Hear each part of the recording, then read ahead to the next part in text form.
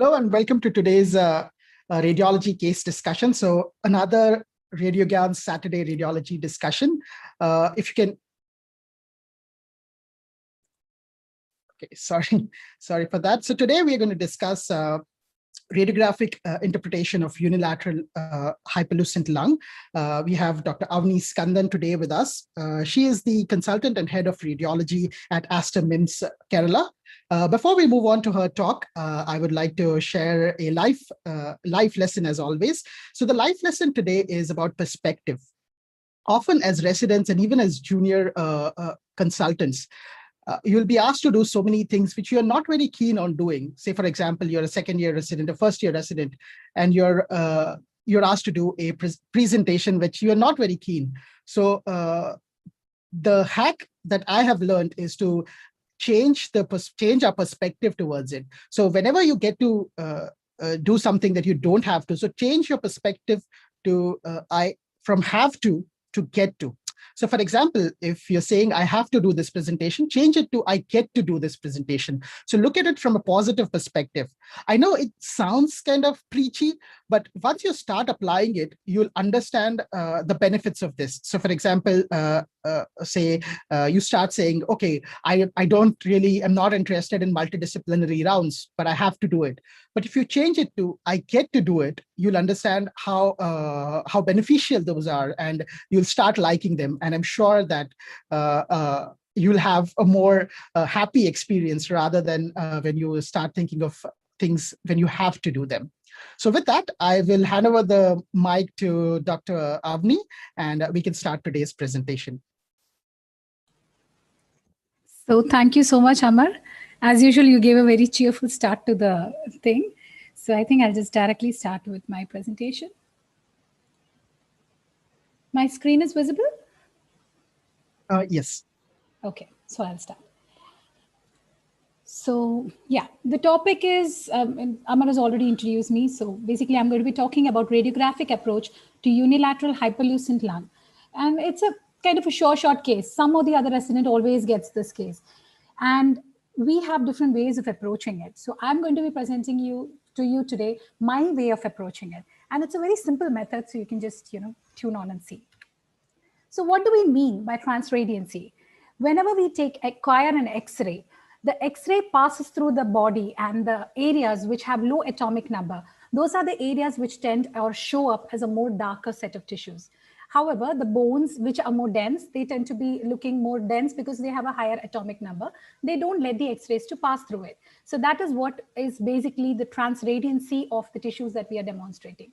So when do we call it hypertransradiant? When it is more transradiant than we expect it to be. It's as simple as that. So this is just an example. And this is a normal X-ray, which we come across always. And here it's very obvious. We see that one of the lungs is transradiant as compared to the other. It's the left lung. So I'm not going to be discussing it here. This is just as an example. So it's almost like, we saying there's a dark side and the light side, or maybe there's a bright side and the sunny and the dark side, something like that. It is just one of the fields is looking darker. Either it's because more X-rays have passed through, and there might be varied causes of why it is so. So we have to get to the cause of it. So I think we will start with this. The chat has been enabled. So this is the first X-ray that's gone on, and just let me know what you think of this X-ray, or rather, which side do you think is abnormal? It's pretty obvious which side is the more transradiant one, but which side do you think is the abnormal one? You can type in your answers in the chat section.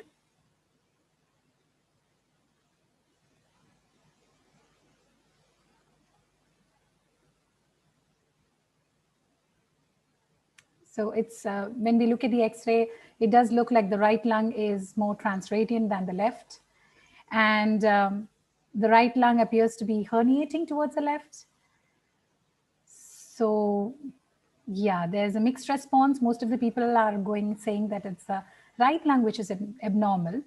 So we'll start from the basics. When we look at an X-ray, what are the things that we have to keep in mind?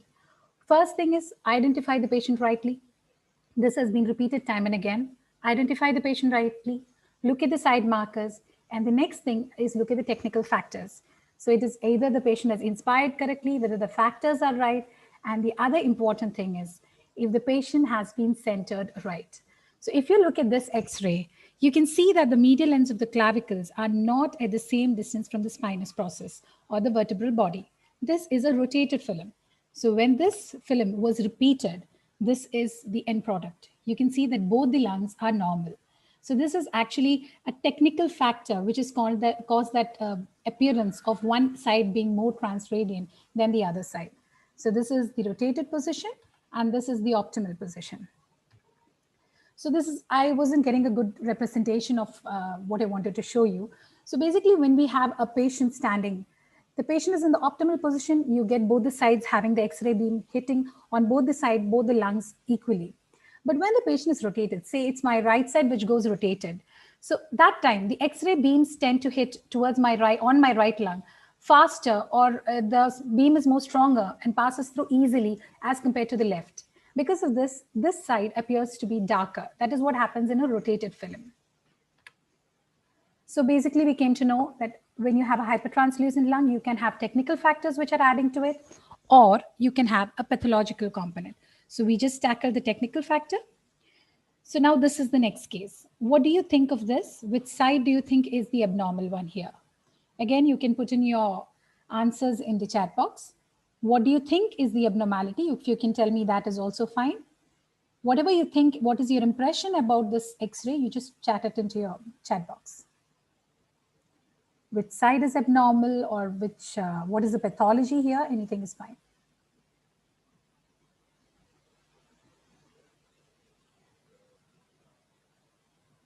Okay. So most of the people are saying that it's left. Okay. So I did mention about the technical factors. So there's a reason this patient has the abdomen. Yeah, very good. Rifat, Ajit, they all have started getting the right answers. There's a reason that this patient is having the abdomen covered, part of the abdomen at least. That's because this patient has a thoracolumbar scoliosis, which is giving, and this is kind of producing an apparent rotation. It is causing a rotation of the lungs, which is giving you an apparent hypertransradiant lung on one side. So it is again the same technical factors, but there is some pathology which is actually not in the lung. It is a pathology which is causing an apparent appearance of this transradiancy. So again, we have to look at the whole of the picture, not just look at the lungs. Whenever we say we look at the whole picture, it's an entire story. Look at the entire thing as a single go. So this is actually kind of same as what Amar was saying just now. There's different kinds of people. So you see a snow-capped mountain and some of them would be like, yeah, I see a challenge because it's there, I can achieve it. But then there's the other set of people who say that, oh, it's so far, I just cannot achieve it. So because it's there, I just cannot achieve it. It's too far away. So there's different perspectives for everything. So in the same way, when we say it's a hypertransradiant lung, you can have two different perspectives to it. Is it the lung which is hypertransradiant, which is abnormal, or is it the other one? So I think my question itself has answered the present case that I've shown. So in this particular X-ray, which do you think is the abnormal one? It's kind of obvious, but even then, which do you think is the abnormal one? This patient has had a long-standing disease and has been under treatment for a while now.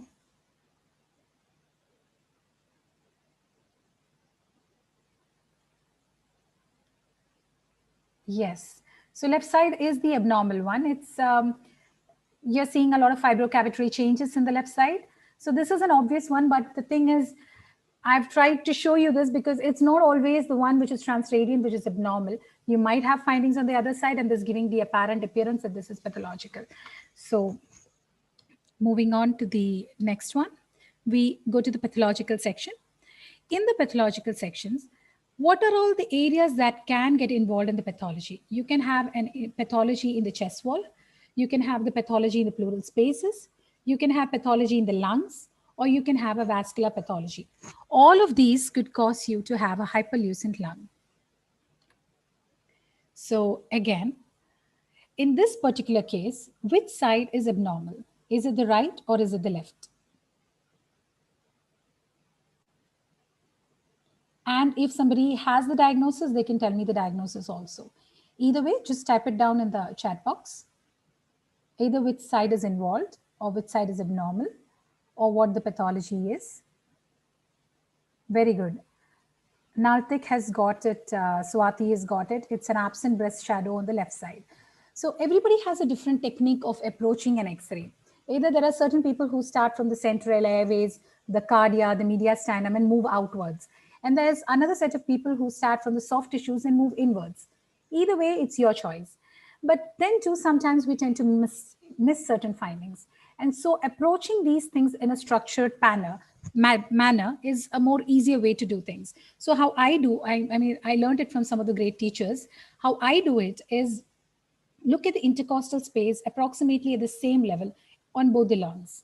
So when I look at, say, on the right side and approximately around the same area on the left side, when you look at it, you'll see that the vascular shadows or vascular markings on either side is almost symmetrical. So there's definitely nothing wrong with the lung on this side. So then where can it be? It's got to be something extrapulmonary. So as we move forward, you will understand when you see that the vascular markings are normal, it tends to be in the chest wall. So that is when you're looking for something. You see that, okay, so here it's pretty obvious. You see that there's the right breast shadow on this side, and this side, the right breast shadow is not there. There are other evidences also for the same.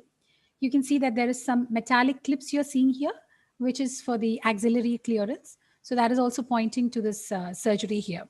So this is a case of left mastectomy.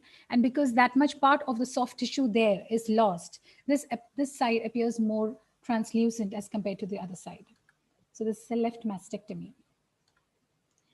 This case is a bit more subtler, and it's not a very classical case, but I couldn't find a very classical case. I'm sorry. So which side do you think is abnormal here?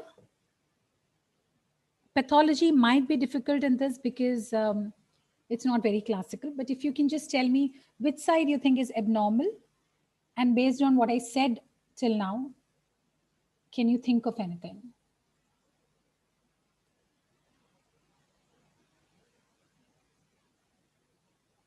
Yeah.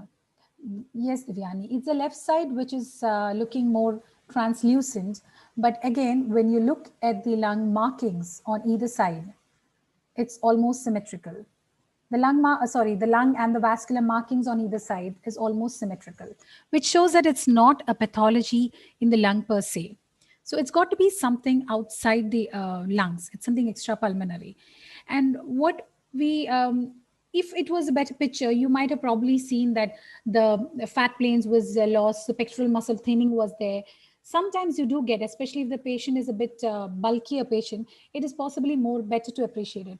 But in the thin patient, it sometimes is difficult to, pick up the differences in the muscle size, or seeing the skin or the muscle markings is a bit difficult.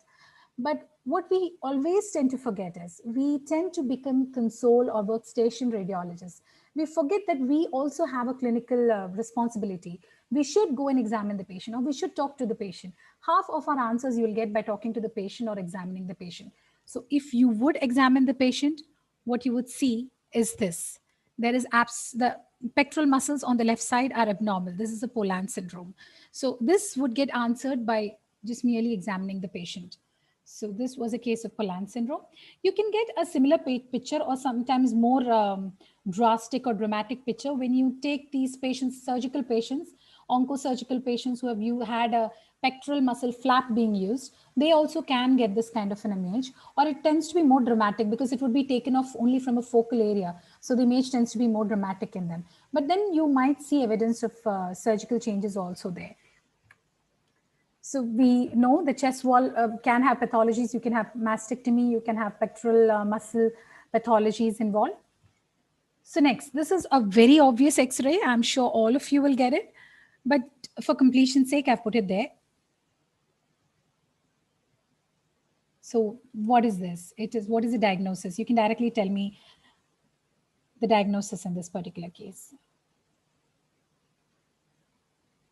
It can come as a spotter, it can come as a discussion, and it's a very important finding. Yes, there's right pneumothorax, and it's very good, Divyani. It's a right tension pneumothorax because you're seeing mediastinal shift. It's a very, very confidently you can say that. There's no doubt in that. But still, there might be cases where you might have a subtle finding and you may not see it so obviously. If so, again, just to complete it, what I had said earlier, look at the intercostal spaces, look at the lungs through the intercostal spaces, see you're not seeing any vascular markings. When you do not see any vascular markings, the pathology tends to be in the pleural space mostly, unless and until you have a huge cavity that's sitting there. So this is a large pneumothorax, which is causing mediastinal shift to the opposite side. So this is a tension pneumothorax. Moving on, this is again for a completion's sake, I've included it here. It's pretty obvious which side is abnormal here, but I would like to know if you could tell me the pathology. And it may be difficult in this one single slide. So I'll just tell you that this is the same patient. This image has been acquired just a few minutes after the first image. So can somebody tell me what is the diagnosis here?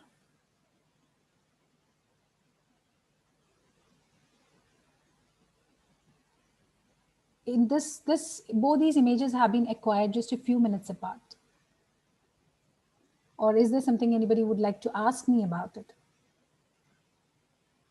Very good. It's a left pleural effusion. And why have we got this image on the left of the left pleural effusion? Why have we got this kind of an image of left pleural effusion on this side? Why is it looking like this? Why can I see lung markings through it? It is a left pleural effusion. Yes, Divyani, it is a supine film. So when you have a supine film, what happens is the fluid tends to, go and layer all around the lung.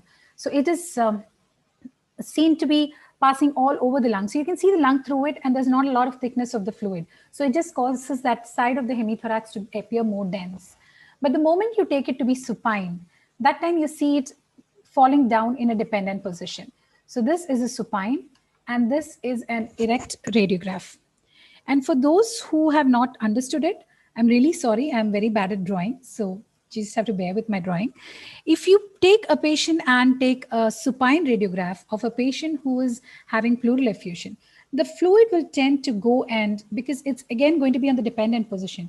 And when this patient goes like this, the whole fluid goes in layers all along the lung surface. So you get this kind of an appearance that there's a dense hemithorax. But you might be able to see the lung and the bronchovascular markings like we saw in the previous case. But at the same time, when this patient again goes back erect, you see all this fluid coming down, layering, and in the dependent part, you can see it layering down. So that is where you get this kind of an appearance. I'm sorry, I don't know where my mouse is. I am sorry. Okay, so I'm losing my mouse. Okay, so this is what happens when the patient is erect.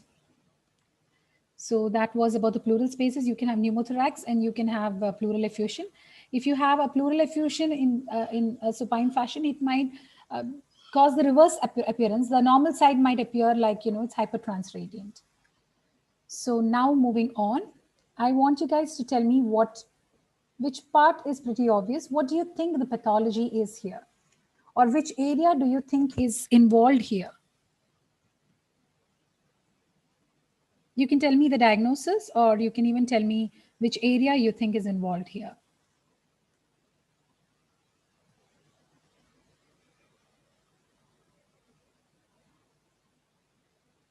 Yes, it is a left upper zone. And okay, anybody can think of what the diagnosis might be? Yeah, bulla might be, it could be the closest to what is the pathology here. So again, you remember what I said earlier, look for the vascular markings. So if you look at the vascular markings on both these sides, look at the vascular marking on the right side and look at the vascular markings on the left side. I'm sorry, the mouse is not moving. Okay, look at the vascular markings on the left side. So when you see this difference in the vascular markings itself, you know that it is the pathology is on the side where there's less vascular marking. So this is the abnormal one. The left side is the abnormal area. And it is an involvement of the left upper and midfields with emphysema. So what happens is you see a lot of air there. That's why it's looking more transradiant. But at the same time, the number of vessels passing through this region is less. So this is the abnormal. So basic principle is look at the vascular markings. That time itself you can pick up where it is lying, where is the pathology, and you can localize in which part of, is it the chest wall, is it the pleural spaces, is it the lungs. You will be able to localize it further. Again, this is the next X-ray. Again, tell me, what do you think? It is a bit difficult one. I might have to give you a leading clue here. So tell me which side is abnormal. I think I'll start with that. First, tell me which side do you think is abnormal here? Is it the left or the right?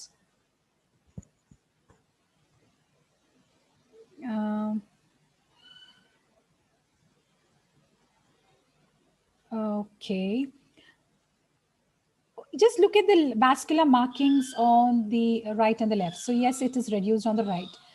So again, I'll give you a clue here. It's a bit difficult to pick up without knowing what is the history here.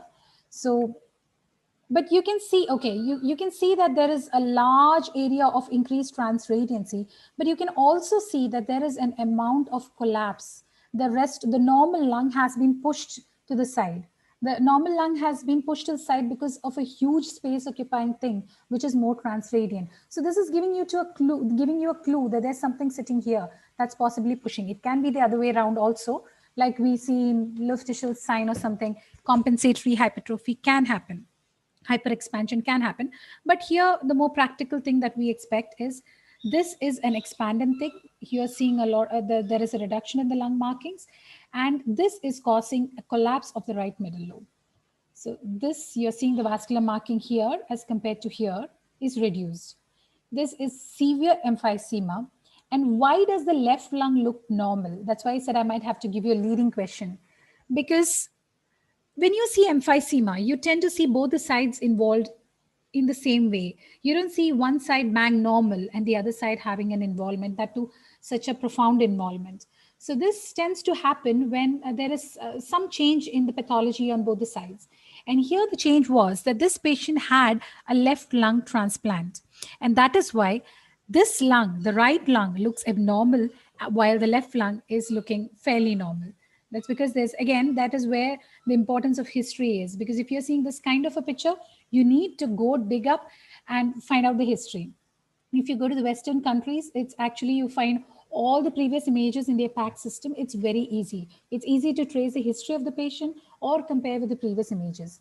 But that is not what happens in our PACS. It's very difficult to compare with the old images. It's very difficult to elicit the history. But it is our responsibility to complete the picture, to get the right history out of them. So speak to the patient when you want something, you feel it's not matching what you're having in mind. Speak to the patient, get the right history out of them. So this was an emphysematous right lung. The left lung, there has been a transplant that has occurred. That's why it's a normal lung. This is a relatively easy one, but still, this is a 9-month-old girl who is presented with presented acutely. So it's a common presentation. So can somebody tell me what it is? You can directly go for the diagnosis. It's a very easy one.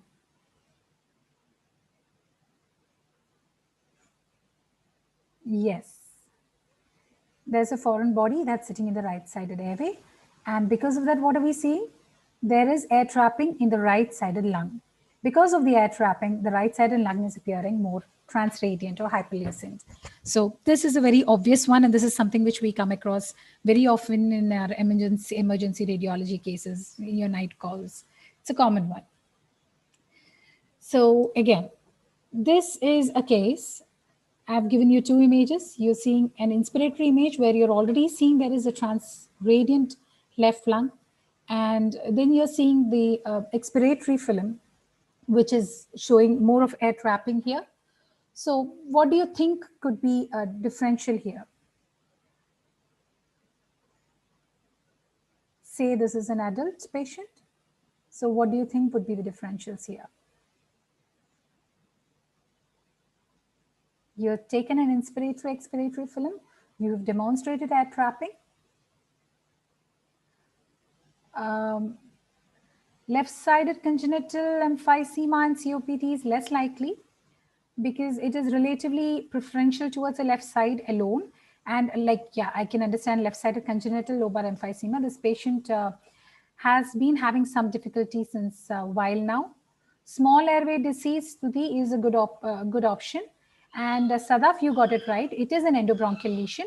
Even mucus plug could be an option for this. So it's basically something that's sitting in the endobronchial space. It's not causing an acute collapse. It's sitting there. It's causing a partial obstruction.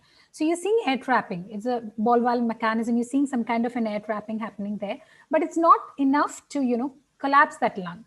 So this particular patient had an endobronchial lesion. Most commonly, what you come across is carcinoids. So basically, we have to keep in our mind that if you do not find your pathology there, if it is a child, you would think of a foreign body, even if you do not see it in your as a radiodense foreign body. So, but if it is an adult, you have to keep mucus plug as a fair option. You have to keep small airways disease as a fair enough option if it goes with the history, and endobronchial lesions has to be kept in our mind. So this is a case of endobronchial lesion. So lungs is done. Now comes the next case. This is a patient, an elderly patient, who presented with acute shortness of breath and chest pain. So what do you think of this? Which is the more transradiant side? And can you come up with a diagnosis here?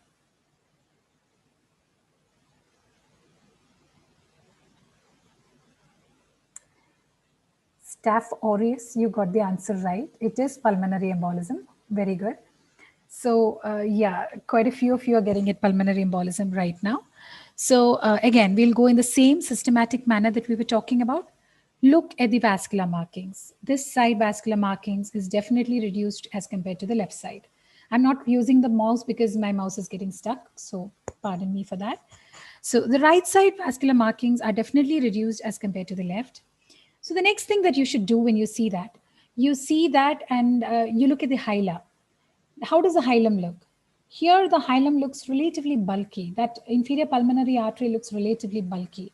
Although you don't see pulmonary infarcts here, this is a patient who's clinically also you would be suspecting of acute PE. It's an acute presentation, acute worsening, the age group, everything fits. So this patient, when you look at the clinical picture, when you see this kind of a image where you have rest vascular markings in the periphery, you're seeing a bulky pulmonary hilum. So it should make you think of acute pulmonary embolism. This whole picture, that is the clinical picture, and this kind of an imaging should make you think of an acute PE. And go in for a pulmonary angio, and this is what you will see. You'll see an embolism sitting in one of the, vessels. And in this particular one, you could see it in the main vessel itself. So this is an acute pulmonary embolism. Now, this one is, what do you think of this case? Which side is abnormal, and what do you think of it?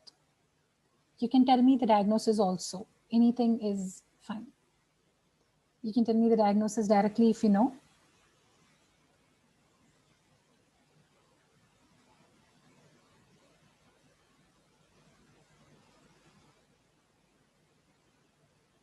It's not a very great quality film, Hamid. So maybe that's why it appears bilateral. It is left side, Rifat, but Sadaf, it's not a pneumothorax. Like I said, it's not the greatest of the films that I have. So maybe it was not a good representation. So again, let's go systematically. Yes, so Jarvis, you got it right. It is Swyer-James syndrome. Look at the vascular markings. It looks absent, but maybe it's not projecting too well on your screens. On my end, I can see the vascular markings, though it's very faint. Like I said, it's not a great image, but you can see the vascular markings. And so, yes, it's the left side which is involved. Next, look at the pulmonary hilum. This side pulmonary hilum looks smaller than the one on the right. So it is something which is causing shrinking of the pulmonary hilum. You're seeing less of the vascular markings. And if you look at it, the left lung is smaller than the right lung too. And look at the age group. Look at the periphery of the films. Look at the age group. You're seeing that this is a skeletally immature patient. So when this is skeletally immature patients, again, ask further. Talk to the patient. Talk to their bystanders. Get the history of the patient. Does this patient have any history of recurrent episodes of infection, chest infection? So this was a case of a patient who had respiratory infection, recurrent bouts of a respiratory infection. That was comparison with the right side. This was a case of Swyer-James or McLeod syndrome. So again, don't mind my drawing. My drawing is not very great. So if you look at the normal appearance, you see the normal lungs, they are symmetrical in their transradiancy. You look at the hilate, they are normal. Look at the vessels, they are normal. But when you come to this picture, you see that the left lung is more transradiant as compared to the right. The vessels all around the lung as compared to the side has reduced, but look at the hilum. The hilum is more bulky here. So this is a case of acute pulmonary embolism. And when you come here, this is again a case of a transradiant lung here, but the vascular markings in the periphery has reduced as compared to this side. But now again, compare the pulmonary hilum. When the pulmonary hilum is small, it is a case of Swyer-James syndrome. Again, these are not hard and fast rules.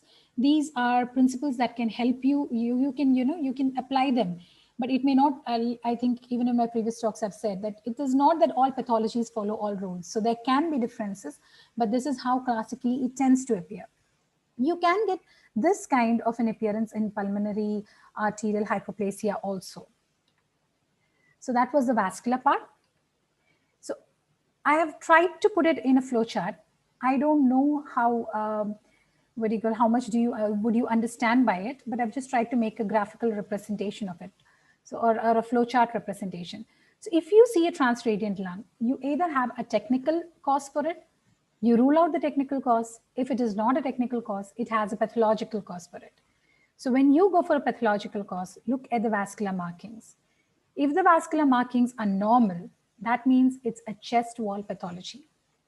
But if you see that the vascular markings are absent, like we saw in the pneumothorax, that is when it is a case of a pleural space pathology, because it has replaced it completely. Further, if you see the vascular markings have reduced, then look at the pulmonary hilum. Symmetrically, just appreciate both the sides together and see how it is. Is it normal? If it is normal, look for compressed lung. Like we saw in one of our cases, you saw a part of the right middle lobe which was compressed, the middle lobe which was compressed. Again, if you are lucky, you will find it. It's not going to be always there. If you see it, it's good for you because you can pick up a bulla or a cavity sitting there if you see the compressed lung. And otherwise, look at the airways. If you're seeing the airways, you're looking for foreign bodies, you're looking for tumors, you might see endobronchial lesions on a plain chest, a plain X-ray if it has been projected well. So look for foreign body or lesions. Next, look for evidence of air trapping. Again, if you see air trapping, it could be secondary to foreign body or small airway disease. So basically, you've found the pathology sitting in the lungs. So you look at the, not in the lungs, you've ruled out the chest wall, you've ruled out the pleural spaces. You're looking at the hila. Hila is normal. If you're lucky and find some compressed lung, then you know you're seeing some air-filled space occupying lesion, which can be a bulla or a cavity. Or you're looking at then look at the airways, look for any endobronchial lesion, any foreign body. Otherwise, look for features of air trapping. If you see air trapping, then either it's foreign body or small airway disease. And sorry, it could be a foreign, it could be an endobronchial lesion too. If the pulmonary hilum is abnormal, then you have to see like what I tried to show in the diagrammatic representation, look whether it is large or small. So when there is reduced vascular marking and you see a big pulmonary hilum in an acute presentation, that particular patient has acute pulmonary embolism. Even if you do not see wedge-shaped infarcts, pulmonary infarcts, it's fine. Even then you have to keep this in mind and you have to rule it out. If this patient has abnormal pulmonary hilum, which is small, and you have reduced vascular markings, ask for the history. This patient might be having a congenital hypoplasia, or this might be a case of Swyer-James syndrome. So again, you need to get the history out of the parents here. So this is a flowchart I've just tried to depict it. So now that we have roughly covered all the areas, I would like to see how you are able to apply it here. So testing your knowledge further. What do you think of this case? You can either tell me the diagnosis, or you can tell me what is the site that is involved is also fine. Diagnosis would be better.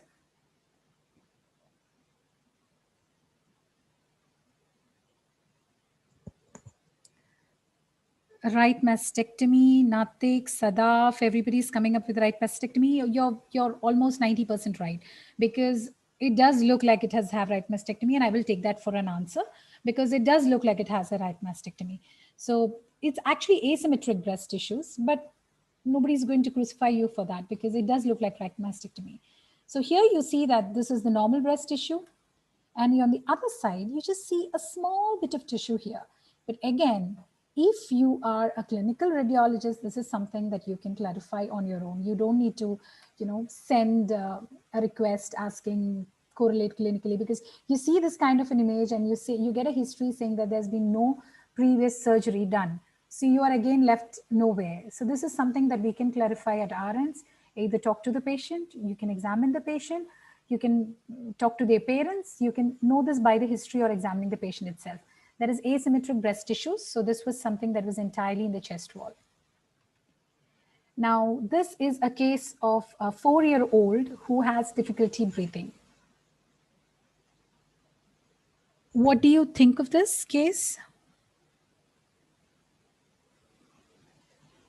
It may not be fair if I give you just this. Okay, people are giving congenital lobar emphysema. Okay, I'll complete the case. This is the inspiratory and the expiratory image of this patient. Yes, Hamid, foreign body. But are you seeing the foreign body? Is it necessary that we see the foreign body? It's not necessary. So just because we do not see something that's radiodense sitting there, it does not rule out a foreign body. We have to make an active search. And because in children, we avoid a CT, unnecessary CT, and if we can sort it out right here, that would be best. So go for an inspiratory and expiratory film if you are really suspecting it. If that is going with your history, go for an inspiratory, expiratory film. You will be able to demonstrate this. And then they can proceed ahead with the bronchoscopy and look for the foreign body. Yes, Tuti, it's not necessary, true. So this was a case of a peanut which was stuck, and organic things turn up to be radiolucent, so you cannot pick it up. So this was a case, and it's again a common finding, so we have to be aware of this. This is something which we come up in our regular routine cases. Now, this particular film, what do you think is the pathology here? You can tell me the pathology directly, that's fine.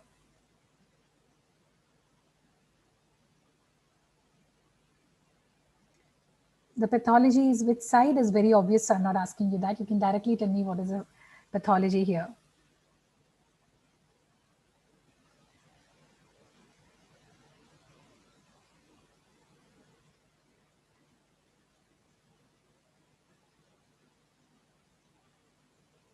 Right emphysema has changed, yes. There's a bulla, there's a giant bulla. People can think it's a pneumo because you're seeing a lot of air there, which should not be there.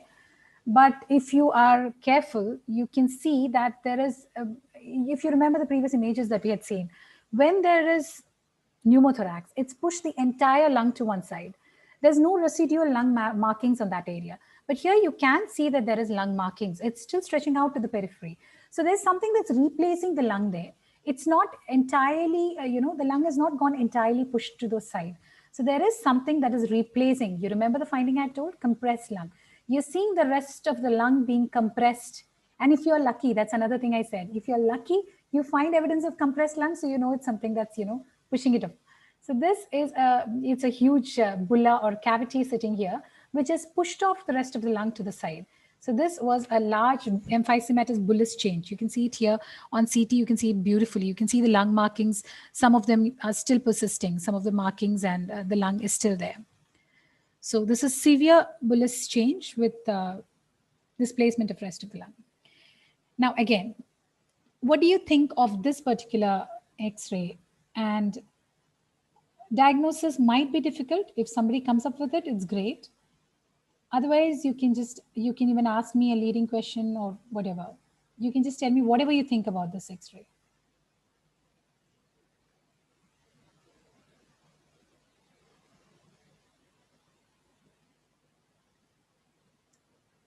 Yes, it is the right side which is involved. But can somebody go a step ahead and tell me what exactly is happening here? I did, talk about this earlier. So actually I've not covered the soft tissue much, but still you can see evidence of breast tissue in the inferior aspect bilaterally. You can see the breast tissue here and you can see it here also. So can somebody like tell me what exactly is the pathology here? Okay, I'll give a clue.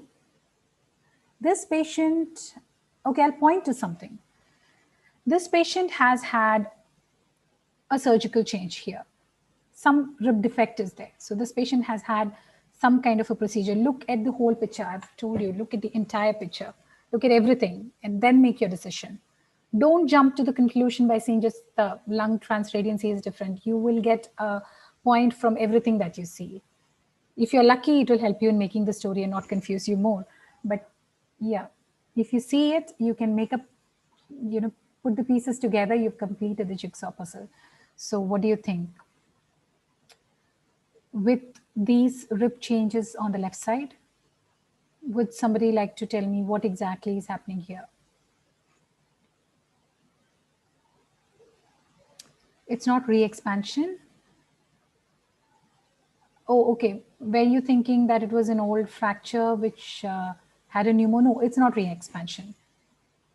Okay, I guess, okay. So I'll tell you, this right side is involved. And if you look at it, it is an emphysematous lung. The lung markings are, the vascular markings are reduced. You look at the numbers 1, 2, 3, 4, 5, 6, 7, 8, 9. So almost this side is an expanded lung, which is, pushing, it's kind of flattening the diaphragm. So this is an emphysematous lung. Again, I mentioned before, emphysema is not a pathology which comes in one side alone. It tends to occur on bilateral sides. So why is this lung not affected? Ask yourself, always have the right approach. If you see this change here, you expect to see it here. If not here, why? This is the pathological one, but why is this not affected? So you see these rib changes here. So you know this patient has had a change, a surgery before. This patient has had a lung transplant before.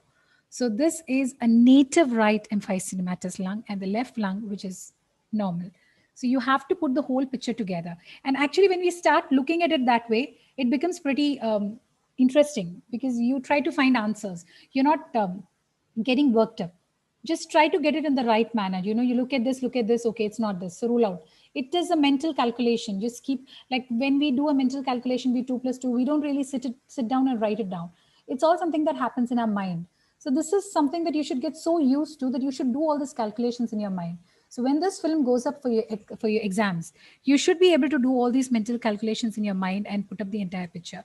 So this is a case where you have a right emphysematous lung and the left lung is normal because this patient had a transplant. Not the best of the images, I'm sorry, but what do you think of this case? This is a fairly direct case.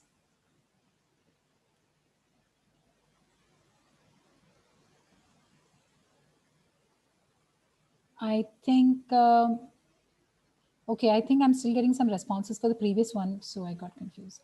Yes, Hamid, it is a right pneumothorax. So this is what I was saying. When you see the right pneumothorax, it pushes the entire lung to the side.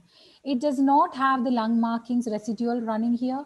You do not see it holding up to the lung in some manner. It just pushes the entire lung, depending on the amount of pneumothorax. But even if it is just a segmental or the entire lung which is collapsing, it's the entire part which collapses. You do not see any residual lung markings there. So this is a fairly decent one. It's an easy one, which we all are used to. So it's a right-sided pneumothorax. Now, what do you think of this X-ray? You can tell me the pathology, anything is fine. And you can tell me what is the additional finding that you can see here that supports your diagnosis. You can tell me the diagnosis and you can, if anybody wants, they can add to what is the additional finding that is aiding their diagnosis.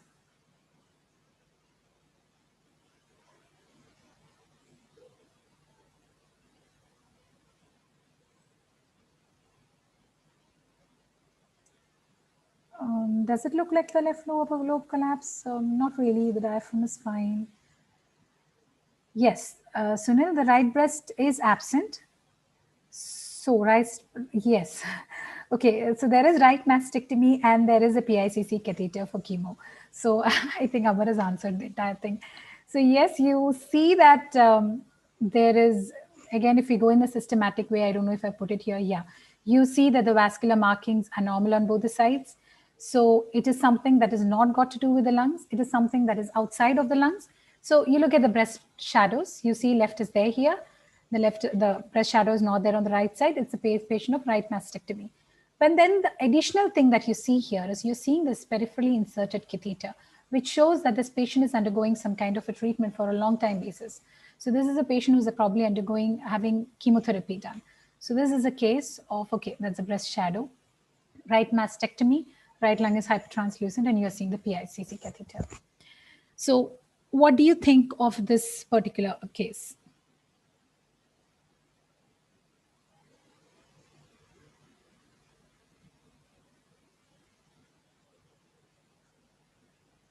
I won't ask you the side because that is very obvious. So I think you can directly tell me what is the pathology here.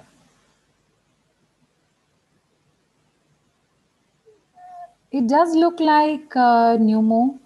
I agree because there's a lot of air there. But there's something that I told you earlier. Okay, everybody's getting it as pneumo. I won't blame anybody if they think it's pneumo. But one practical thought that we should be thinking in this is, for this amount of pneumo, don't you expect that there should be a lot of mass effect here? Don't you expect that the mediastinum should have moved more? Whenever you think of something, always put in questions in your own head, and you'll probably find more answers by asking a few more questions. If you see this amount of a pneumothorax, you should be seeing some kind of a mass effect, which is not apparent here. It's a very minimal shift. With this kind of a pneumo, I would have expected the cardia to be probably entirely in the right pneumo, on the right side, and more of a flattening of the diaphragm. Anyways, you can see here that the lung is compressed here. There's a difference between how a lung compresses and how a lung collapses. Lung collapses, it's like a deflated balloon. It just, collapses on itself. But when you see a compressed lung, it is just being pushed to the side. There's a difference between both of them. I don't know how to explain. The collapsed lung goes like a deflated balloon. That's all I'm able to think of right now. If you think of a collapsed lung, when you see a lot of pneumothorax happening, the rest of the lung just shrinks on itself. But what you see in this kind of a space occupying lesion, I was telling you there's a large air filled space occupying lesion which is compressing the lung. It is being pushed aside. It's not actually collapsing. Look at it. It's just being pushed aside. It's just, opening a shelf, something like that. So this is a huge bulla. And this is the example of what would happen if this kind of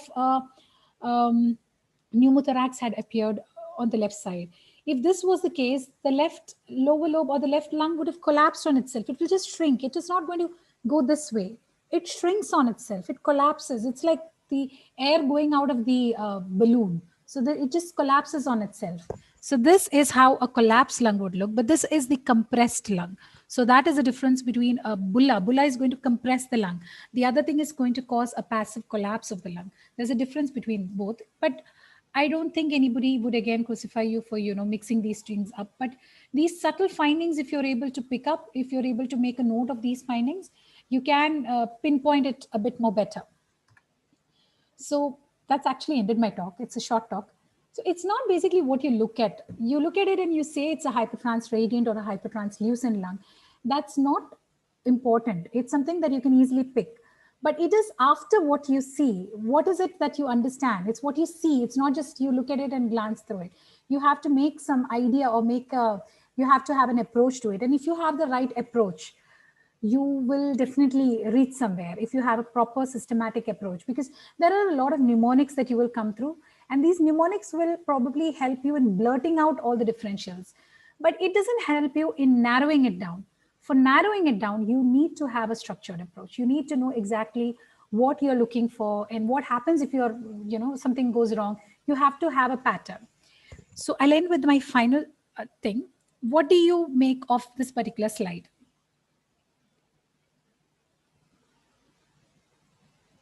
Anybody can tell me what it is, who it is or which period this belonged to. Any of that is fine.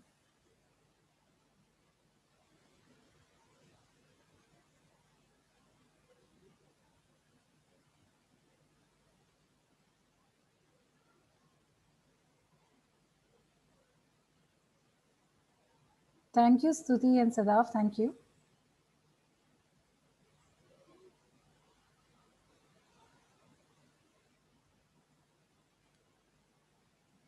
Yes, it is Madame Curie. And okay, so I think Amar wins all the bags all the prizes this time. So it is Madame Curie. So anybody who can help me at what it is? It is, okay. It's actually an interesting thing. This is known as the Petite Curies. She's running a wagon kind of a thing. It's called as the Petite Curies. So during the period of World War One, there was a lot of trauma happening and X-rays had just come up. There was a requirement for taking X-rays at the war front, but there was no accessibility. And there was an issue of how will these X-ray machines run? So she came up with the idea. She converted these vehicles she fitted them with X-ray machines, and she managed to make a system by which they run on dynamos. So the fuel that was fueling the vehicle was enough to run these dynamos. And then she had a mega spree of acquiring female contributors to get these vehicles. And then she trained almost 150 females into running these Petite Curies. And so there was a lot more than radium behind Madame Curie. There was a lot of things that we don't know of. So she took X-rays, the literal portable X-rays. I think she might be the first one to do the portable X-rays. Even we won't think of taking it so far. We will do it only within our hospital perimeters. She took it to the war front. So yes, this is an interesting image. So that actually ends my talk. I hope it was sensible. I hope people found it useful. She Thank you, Dr. recruited women for training. Yeah, sorry, I was reading the comments. Yeah, tell me. No worries. Thank you, Dr. Avni, for your amazing talk. And I would request, I would suggest that residents should go back to the flowchart slide and try to take a screenshot of it, or maybe even print it out and try to solve a few cases. And I think that approach is better than just learning a few differentials and blurting out the mnemonics, as you said. So that concludes our talk for today. Thank you, Dr. Avni, once again for this wonderful talk. I love the way you simplify such complex looking conventional radiology topics. And for those who are new here, make sure you hit the subscribe button so that the next time we are online, you get notifications. And let us know in the comments what next would you like to, which topic would you like to hear from us, and hit the like button if you like the video so that you will get more such radiology videos in your YouTube suggestions. So with that, I'd say thank you and have a good day, everyone. Bye-bye. Thank you, everybody.